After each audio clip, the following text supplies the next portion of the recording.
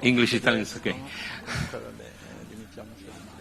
Italiano, va bene, va bene. But it's international press, facciamo tutto.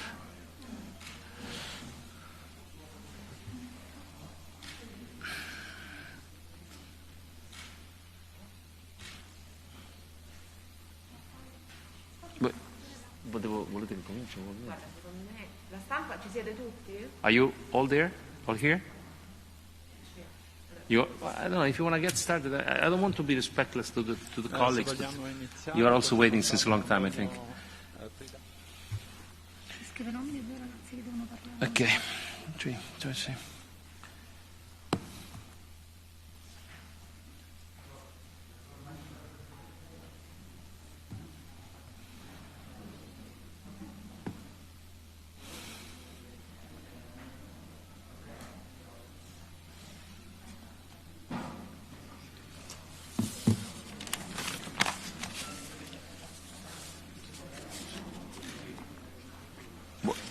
Non ho capito.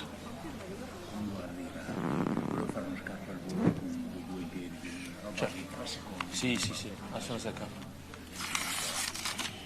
Questa è donna, la seconda è donna. Ok.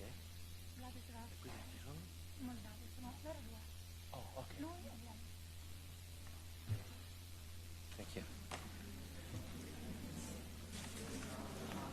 Noi poi coordiniamo la sessione ministeriale.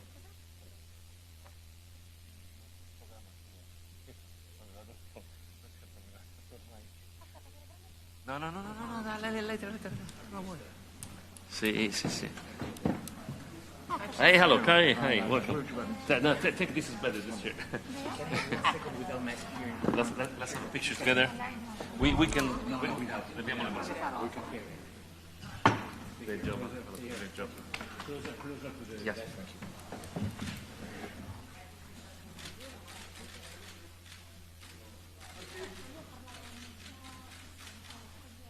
Okay, thank you.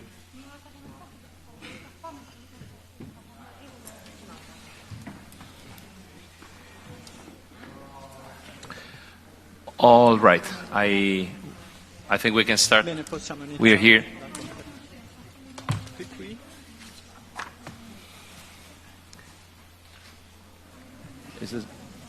Non è abbastanza lunga loro, no? Cominciamo? Sì, aspetta, sta venendo girato, ma però Dai, cominciamo con le domande, no? Sì. No, cominci tu. Ok, all right. Ok. Saluti, dai la parola a Sciorra, Sì. I due ragazzi salutano e poi le domande alla fine. Okay, look, I make a short introduction, where we are, what we did, and then give you the floor, and then we answer all the questions. I think there are 2 delegates also that are booked. Okay, so these 3 days almost, were absolutely inspiring. Oh, Jaya is coming. Just take a seat.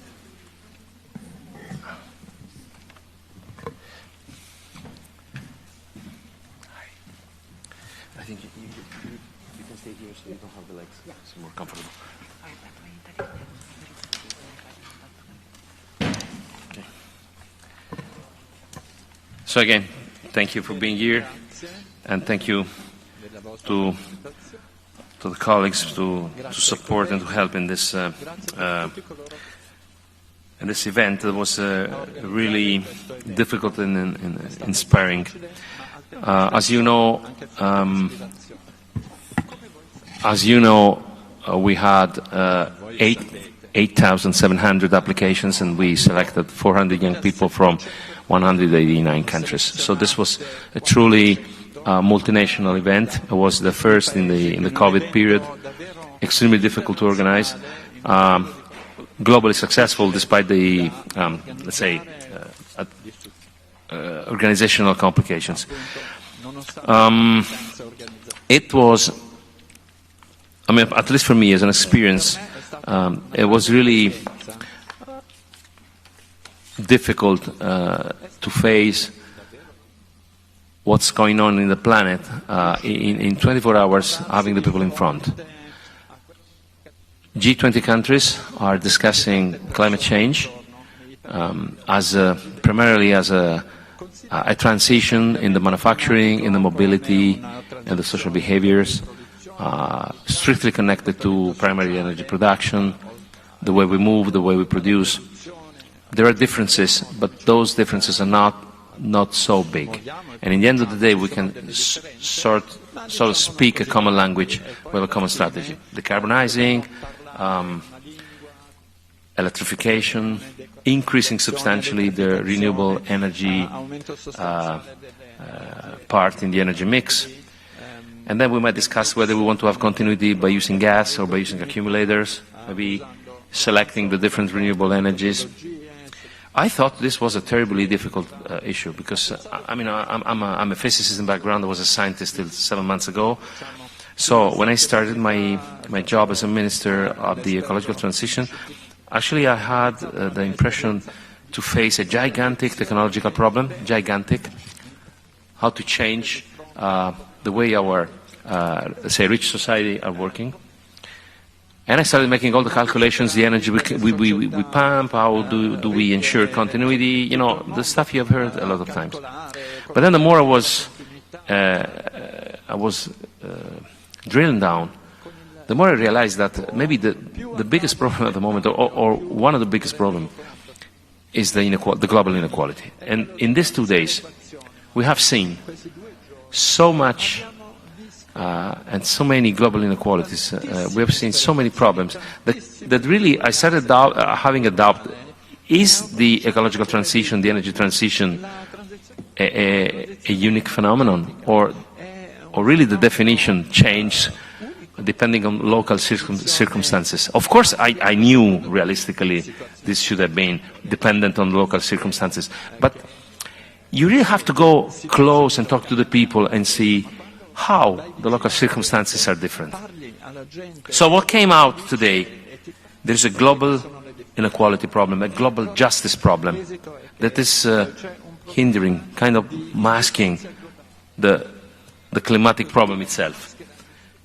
Young people today have shown pictures, say, look, my grandma is cooking but burning whatever she has in the rubbish, and she experiences in-house pollution, whereas we are preoccupied by the outside pollution. And maybe they have to queue, the Lebanon girl said, the representative said, we have to queue 3 hours to fill the car. So this is amazingly different from what we have in mind from the G7, G20 perspective about the energy transition, the ecological transition. So this kind of stimulus we had today should force us to be more open. We need much more lateral thinking to face this ecological transition that we promised for the decarbonization. So let's see what we did. We organized 4 tables about the external stakeholder, about education, ambitions of the young people. The 4 tables produced 4 documents that were unified. So they approved yesterday unanimously all the key messages, approximately 20 key messages, and we are committed to forward those key messages to the COP26. And the presence of Alok Sharma clearly shows that we're doing this for real. So the key messages will go to the COP26, together with background material, which is a longer document with more details, that the representatives will have a bit more time to make this really complete. But what is binding are the key messages. Okay, those are delivered. Good. Then there was a very strong request, super strong request, by the youth to be represented in the decision-making tables, in the decision-making events. I mean, their argument is very simple. We're going to be those who will be paying or will be undergoing the consequences of our mistakes now. So we want to be sure that we can contribute to the decision-making process. So there were many discussions. I think I can safely say, even though we still have to put these things written, that this will not be the last Youth for Climate event. It will be the first. Possibly of a periodic series that will be hooked, will be following the COP 26, 27, the COP N, because we need to create a story, the story of the young people that are getting together before the COP, so creating an opinion, creating a pressure, a sort of movement. Third issue, we have to find a way to realize teams of representatives of the youth constituencies, I mean, kind of youngster representatives that can participate in the decision-making process. We got this commitment. We said, we will do this. Now we're going to discuss this in the next few weeks. You know, if I said this myself, would have been not strong enough. But Alok is here.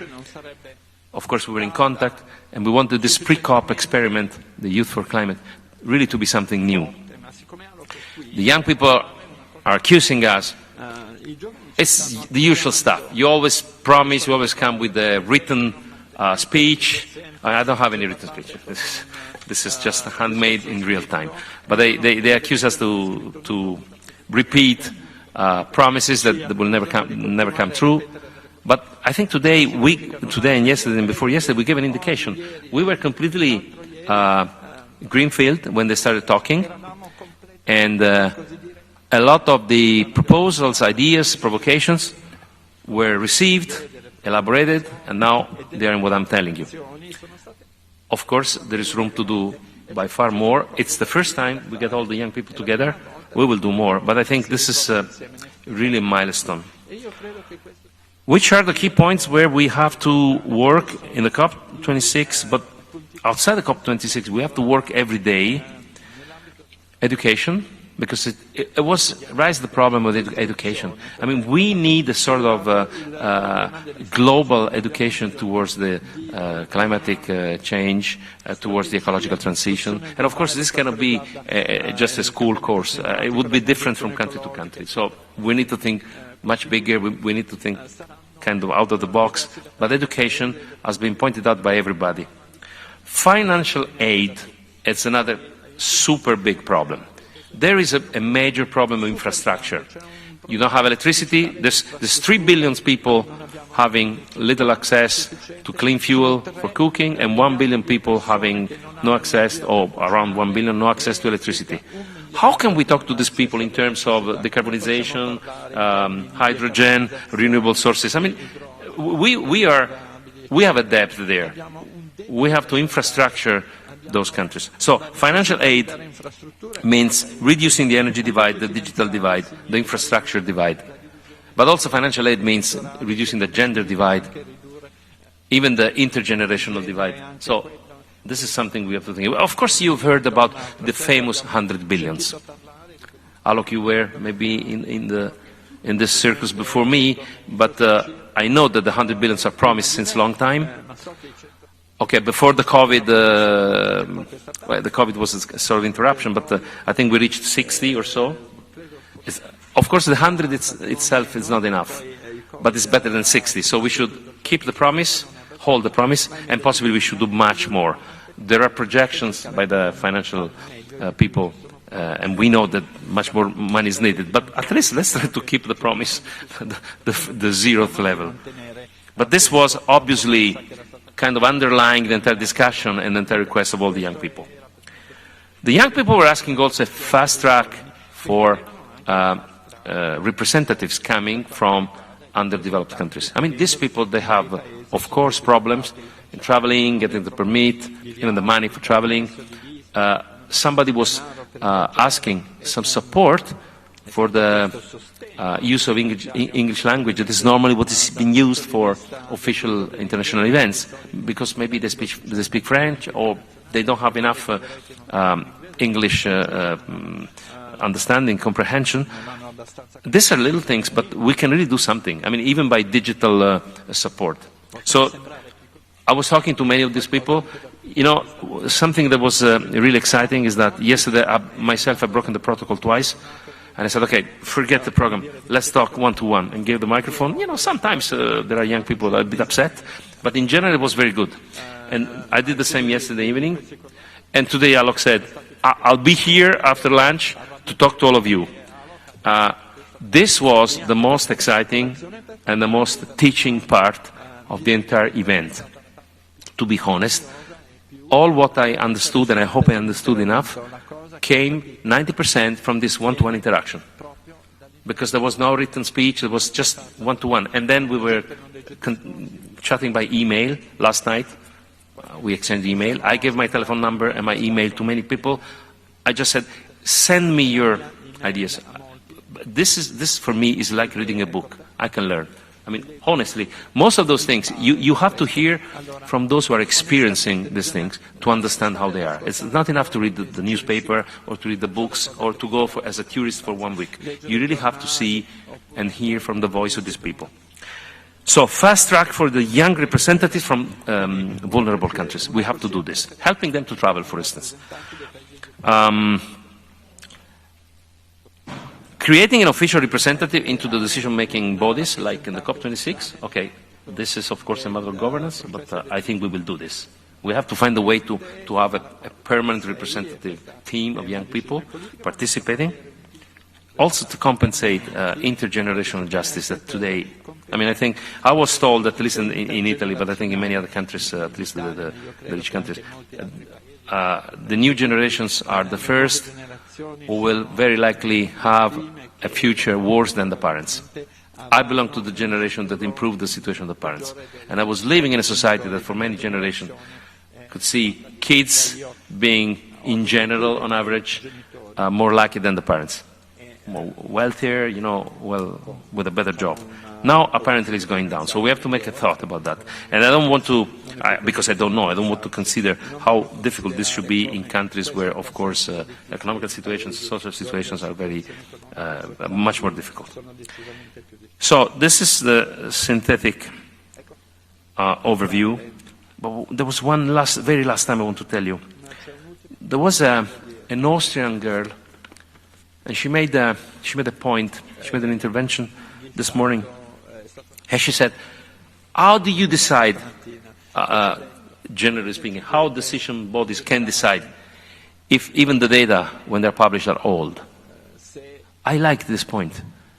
We are in the age of big data analytics, artificial intelligence, real-time analysis of whatever it happens, so we can predict when a single fly will be on my piece of bread.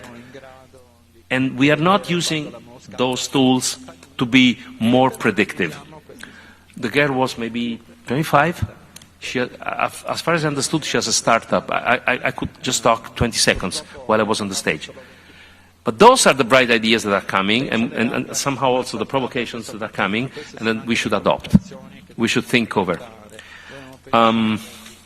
So as you see, as I'm not a good politician, because I'm still a researcher inside, and that's my nature since 40 years now, I kept this opportunity to learn. Whether I learned properly or not, I'm not sure, but many of the inputs were really very, very important, and I think we need to talk deeply around those things. Trying to make better. And the COP26 will be the first benchmark, and in the next 4 weeks we will do our best to forward those ideas, information, provocations ahead. And the COP26 is going to be the first benchmark. That's why I'm so happy that Alok is here, and yeah, I can shorten your name, I'm sorry, is here, because you know they are really, they can make this possible. So I leave the stage to Alok first. And thank you for listening at my confession, let's say.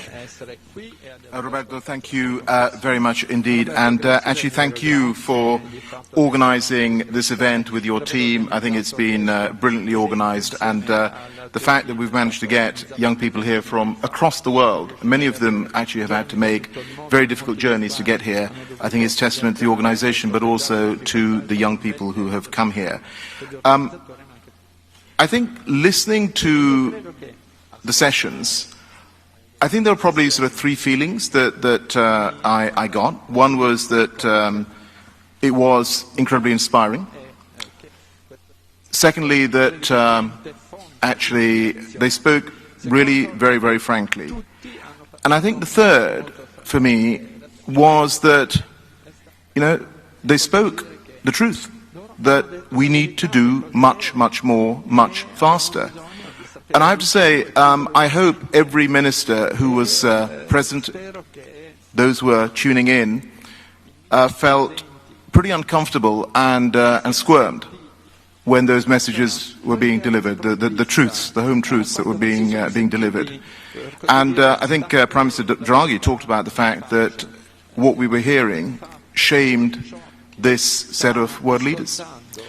And there is no doubt that this group of young people, in fact young people around the world, are going to hold this set of world leaders to account if at COP26 we are not able to credibly say that we have kept 1.5 degrees within reach. Of that I'm absolutely certain. And one of the ministers who spoke also made a really quite important point where he said in 3 days, we have had 400 young people who've never met each other before, very few of them will have met before, coming from almost 200 countries, were able to deliver a document in 3 days that they agreed on. Consensus, thank you, Jan. Consensus. And if we look at the Paris Agreement, 6 years on, historic agreement, but there are still key issues outstanding. And perhaps it's time at COP26 for the ministers and the politicians to take a lead from young people and actually find that consensus finally. Just reflecting on some of the messages that came through, I think, they were, in my view, they were really very, very well thought out.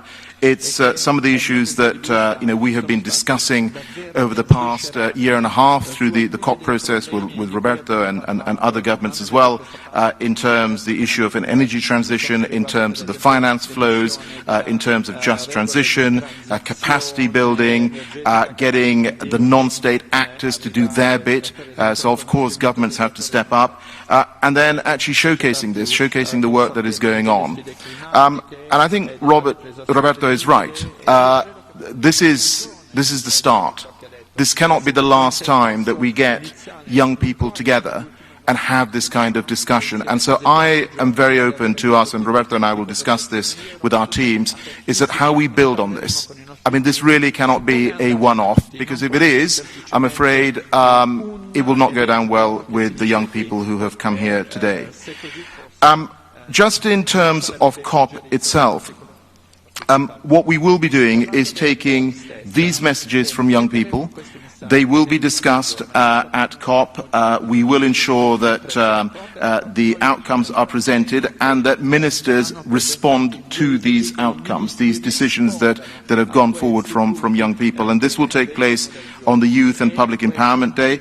We're also going to ensure that throughout the COP26 process, the voices of young people are heard throughout that 2-week period. There's a lot of expertise in that room. There's a lot of expertise internationally when it comes to understanding of nature, of science, transport, all of these issues.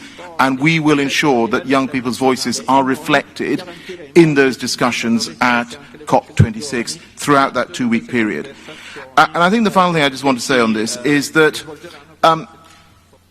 there were a number of times that the young people challenged us and said, you're not actually answering our questions. You're not actually responding to what we're asking. So Roberto and I have agreed that we will get the feedback that comes through. We will respond to the best of our abilities on those questions that have been raised. But actually, this is a question for every government. It's not just a question of Italy and the UK. Yes, we are together partnering and leading on organising COP26, but this is for every government. And I think that was very clear in terms of the response that young people require. Yes, it's an international response, but it's also a response that has to be delivered by individual governments in their home nations as well. And so I just want to end with saying that, yes, we have more work to do in terms of the NDCs, the 2030 emission reduction targets, the net zero targets, the finance. We're going to have a lot of discussions, Roberto and I, in the pre-COP now with ministerial colleagues on some of those outstanding issues in the Paris rule book. And I hope the one thing that we will always have ringing in our ears is the voices of the young people that we've heard over these last few days. And I think if we keep those voices at the front of our minds, I do think we will have an opportunity to come to consensus together. But at the end of the day, it is on this generation of leaders, it is on us, it is on the people who are on the stage sitting there. I know, Ajay, you said you're putting it on the young people to tell us what to do. Of course, we have to do our bit, but as I said, this goes back to us working together, and that's what I want to see coming out of this meeting. Thank you. Would you like me to go? Thank you very much. Thank you for this opportunity, and very happy to be here also on behalf of the UN Secretary General Antonio Guterres, my boss. I give his greetings and thanks for also inviting the Secretary General himself to present a message today to the young people who are present here. My name is Jatma Vikramanayaka. I am the United Nations Secretary General's Envoy on Youth. I work as an advisor and a representative to the UN Secretary General on matters related to young people. So, of course, the climate action agenda is very high on my priorities, and we do work with many youth constituencies around the world to make sure that there is constructive dialogue between young people and policymakers at international, regional and national levels. I want to summarize some of the key things that I learned during this process as well, just like Minister Chingalani and Mr. Alok Sharma. First for me is really the gratitude for Italy for convening this gathering. I know that it's been said many times, but I think we should all acknowledge that it is not easy to organize a meeting of this scale during a global pandemic. Usually young people also face a lot of challenges when it comes to accessing visas to European countries, but Italy had really done an impressive job when it comes to working their embassies in countries to also secure that their participation is supported both politically and financially. I know that this required a lot of work and a lot of resources, Minister, so I'm very grateful for this space that Italy created, an equal opportunity that you created for young people, not just from who can afford to be here, but for everyone to be here. And secondly, I also want to thank both of you for being here and for listening to young people. We have a lot of leaders who like to lecture young people, but not to listen to young people. So both of you being there today and bringing also your peers with you, other ministers of climate, other ministers of youth, other ministers of education, to really be in a listening mode, active listening mode, and to even pressure them to come up with concrete commitments, I thought was very impressive. Working at the United Nations, I know that usually ministers don't come for meetings unless they have a speaking opportunity, but today I was truly impressed to see a large number of ministers and high-level government representatives sitting and listening and taking notes from what young people have to say. So I thank you for creating this space and also pushing your peers as well to be respective of the contributions of young people. For me, one thing that is becoming clear and clear every day is that the mistrust between young people and governments are increasing more than ever and at a very high speed. And this is because young people continue to feel that their governments do not have the same priorities as they do, or that they do not represent the same urgencies or the same demands that they have as young people. Particularly on the climate crisis, there's a lot of frustration among young people around the world, a lot of anxiety that also contributes to mental health challenges among young people around the world. So I think we have to really understand why young people are behaving the way they are behaving. They're frustrated, they're tired of, as Greta said, blah, blah, blah, and a lot of talking, but little action. So I think these type of spaces that are created to instigate a dialogue between young people and governments, young people and international institutions, are extremely crucial to rebuild that trust and to make sure, as Alok said, that this is not one generation against the other, but it is really an intergenerational partnership, because we need the expertise, wisdom, and the power of the older generations, and the energy, the new ideas, and the bold creativeness of the young generations to come together to make the most sustainable solutions that they can own for the future. The second point as to why it is important to have events like Youth for Climate, where you create spaces for young people to come together, is we also live in an unprecedented moment in history where half of the world's population is under the age of 30.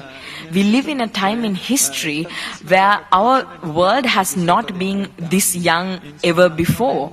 50% of the population of our world right now is under the age of 30, and more than 90% of these young people live in developing and least developed countries, those who are most affected by the climate crisis. So you cannot leave the voices of 50% of the global population behind when you make important decisions about our own future.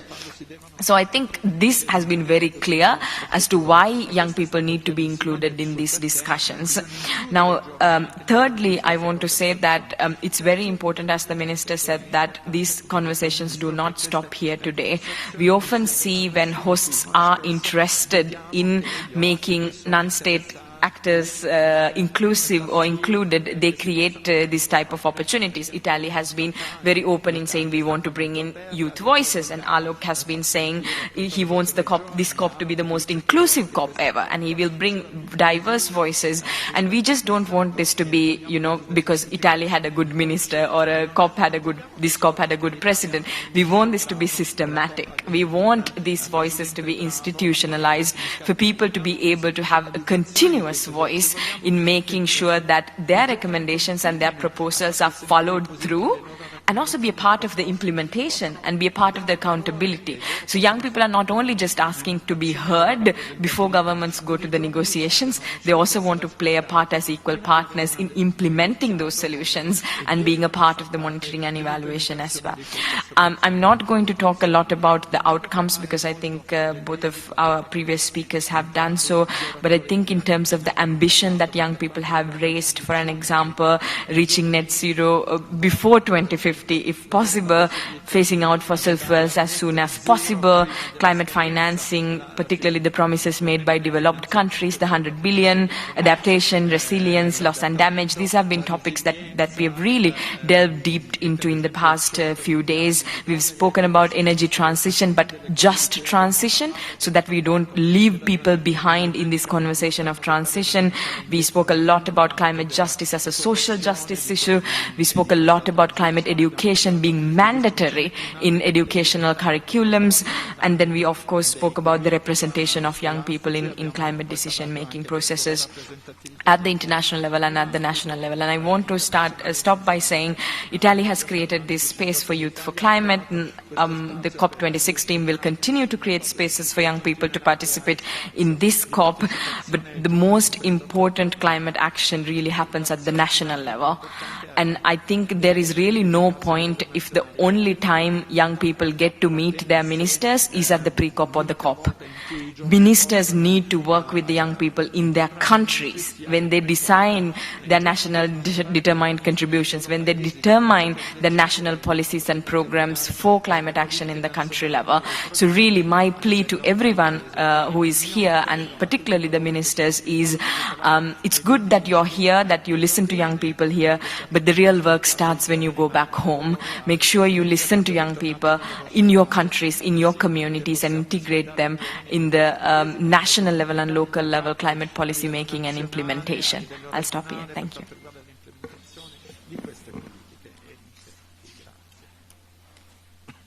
Questions? Do you want to give the floor to the two young people? We have this. Yeah, we give the floor to the two young representatives. Yeah. Okay. So we have two young representatives. I think they're supposed to have something, and then it's on the podium, and then it will be open for questions by everybody.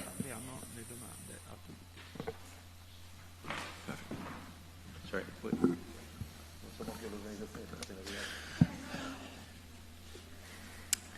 Your Excellencies, Dear organizers, dear representatives of the press, I am Vladislav Kaim. I am serving as the member of the UN Secretary General's Youth Advisory Group on Climate Change, and in my capacity here at the Youth for Climate event, I was helping facilitate the work of the Sustainable Recovery Track as a bridge builder. I would like to begin my remarks, first of all, with a gratitude towards the Italian government, the Office of the Secretary General Envoy on Youth, and to the UK for assuring that so soon after the worst of the pandemic has subsided in most of the regions of the world, we were able to meet in person, because in-person contacts are crucial for substantive and productive work of climate activists all around the world. There was a lot told about the outcomes, of course, so I would not repeat on that part. There was a lot told about the hope and desire to continue the work that has been started. I would also like, in my intervention, to touch upon the lessons that we learned through our collective work and engagement at this conference so far. First of all, we learned how much proactive our colleagues are in our engagement, and how they are passionate and at the same time efficient in their desire to assure equality of regional perspectives presented in the outcome documents. And here I would like to especially thank the colleagues from the Global South, particularly from the African region, who against many odds were trying to make sure that their perspective was assured to be present, as well as to those of the delegates who, for different reasons, were unable to participate in person and participated virtually. Unfortunately, so are the circumstances, and their potential, unfortunately, has not been used to the full, but they gave absolute best, their absolute best, and for that, I'm so thankful to them. There was a lot said by Your Excellencies about the work that is about to start from here and the desire for common work. I would like to point your attention to the fact that indeed, from your standpoint, from your point of view, perhaps this is a start, but for us, the Youth for Climate is part of a continuous process of youth, voluntary, substantive youth engagement that has not stopped even during the pandemic. And thus, it is extremely important that in our further efforts, in the run-up to COP and after, we, as a high-level official told me yesterday, assure a unity of purpose when it comes to youth engagement, in as that we also use the existing instruments of youth engagement in a coherent way, together with what has been achieved and is about to be achieved after the Youth for Climate. And here I'm particularly referring to the 16th Conference of Youth that will start its proceedings right before the COP. I would like to conclude my remarks with saying that this experience, again, first after the pandemic, has revealed to us that the systemic inequalities that our colleagues are facing in their day-to-day activity, even when they are brought under one roof, they do not disappear just like that. It requires systemic work, and it requires the senior policymakers meeting us halfway, and I can assure you that on our side, on the youth side, we have gone more than halfway, and we are already on this road, not just as activists, not just as people who by virtue of our age can speak for ourselves, but as experienced professionals, as experts, as people who know how to put their insights into real action and into real policy points. Thank you.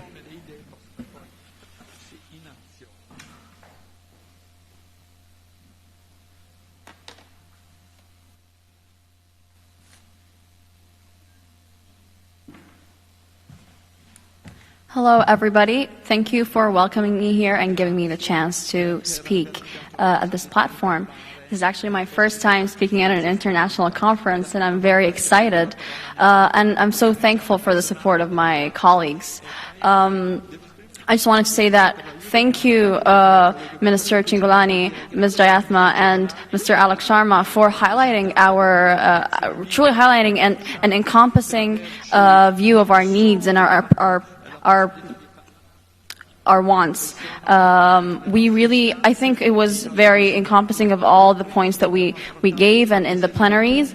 I think that this Youth for Climate event was such a great opportunity for so many people and so many underrepresented people.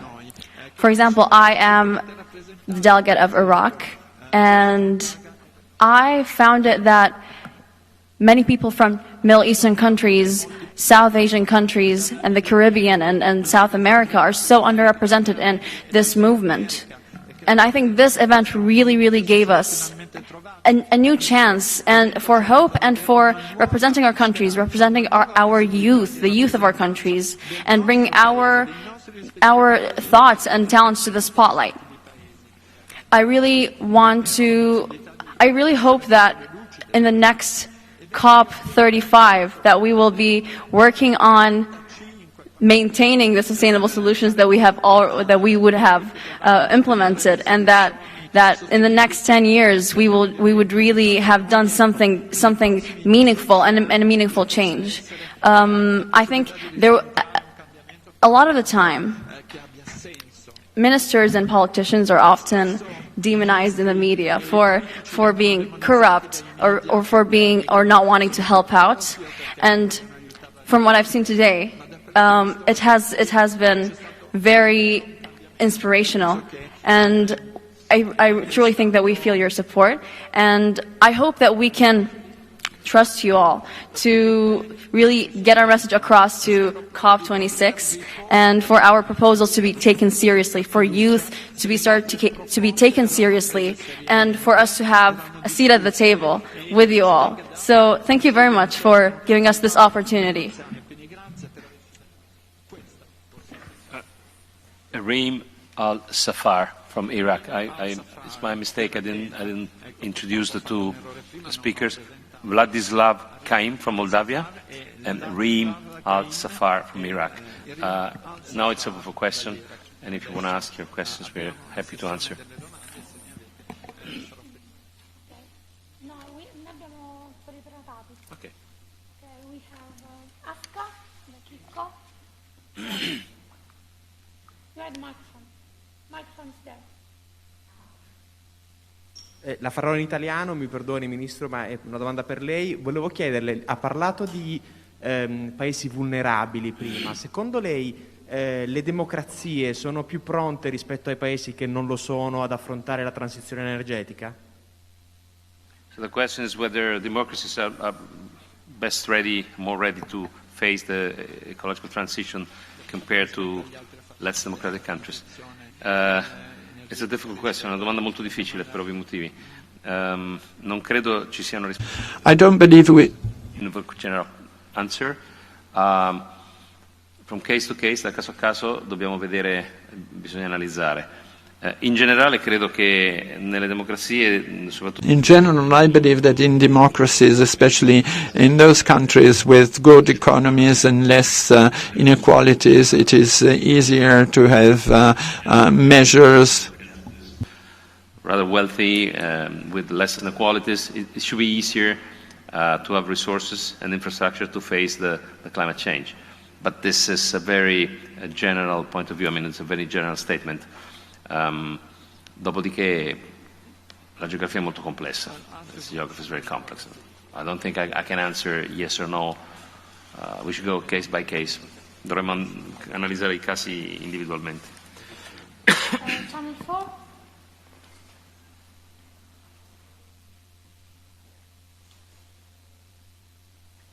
Good afternoon, Fatima Manji, Channel 4 News. My question is to both of the ministers. It's great that you're both here at the press conference right now, but earlier today, when the prime ministers of both of your respective countries were addressing the main hall, the press were banned from entering.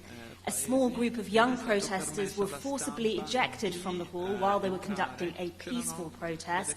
They told us outside that their passports were confiscated. This was quite a frightening experience for young people. So, Minister, does the Italian government really believe in freedom of press and the right to protest? And, Minister, is this what we should expect in Glasgow? Do you only want to listen to young people who smile and take selfies with you? Okay, I answer the question. I don't know much more than you know because, as you have seen, I've been on the stage all the time. As far as I know, this was the safety system of the president, so it might have somewhat higher requisites of safety. I don't think anything happened later, so I think that this is over. I think asking whether this is what we want to see. Well, no, I don't want to see anything like an unplanned protest where we are talking. We were 3 days together. This was totally unexpected. I don't want to see any act of repression. I don't want to see anything like that, of course. I mean, I could say, what kind of question is this? And what kind of answer is mine? Obviously, none of us wants to see anything like that. What happens specifically, I believe, is due to the very rigid safety protocols in specific conditions. You have seen that all the roads around the site here were blocked. There was no violence whatsoever, as far as I know. In the end of the day, was peacefully fixed. This is what I can say. I was on the stage. What I can say. I don't expect anything like that to happen, obviously. Yeah, that's all. Well, I think the only thing I have to say is that, you know, I personally am entirely supportive of peaceful and lawful protests. That's what, in democracies, you're able to do, and I support people's right to do that.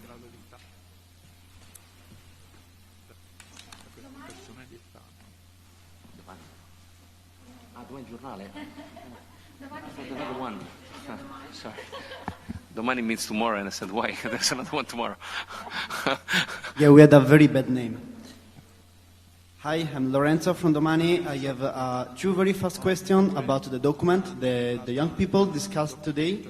The first question is, they asked you to scale up the financial support for other countries. So I want to ask you, Minister Cingolani, how much money Italy will put in the help of other countries about the political transition?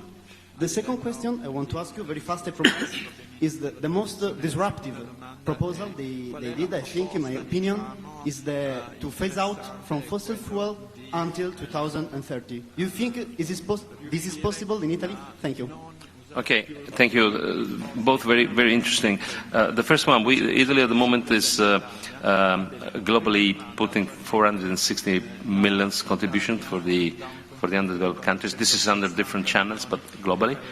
My specific this, of course, will be subject to decision within the government, is at least to double. We should reach around 1 billion. This can be done in many ways, including, you know, investment funds, but for sure we have to double, because I think this is, I mean, it's even not enough. That has to be clear, but we have to do it. Second, about the proposals. The most disruptive,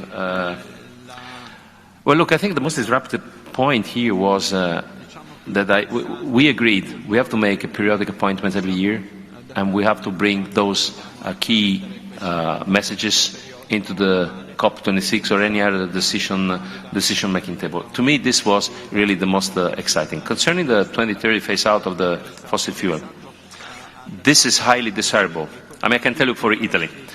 I think you know. I'm at the plan to transform 72% of our electricity by 2030 into renewable electricity. Today we're around 27 or so. So it's really quite a challenge. It means installing 70 gigawatt of power station, a renewable power station in the next 9 years. That means 8 gigawatt every year, which is 10 times more than what we do now. It's a big challenge. You know what is my point? The more we do renewable, the more we need to stabilize the network, because the grid has to be smarter and smarter, and those sources are not controllable, as you know. So the dream, the wish is that in the meantime, for instance, accumulation technology, so that doesn't need any other fossil fuel to be burned, grow and become cheap enough and reliable enough to guarantee, to ensure stability of the network. That would be ideal. So my answer would be yes, we can make it. I mean, maybe not 100%, but 80, 90% we can do it.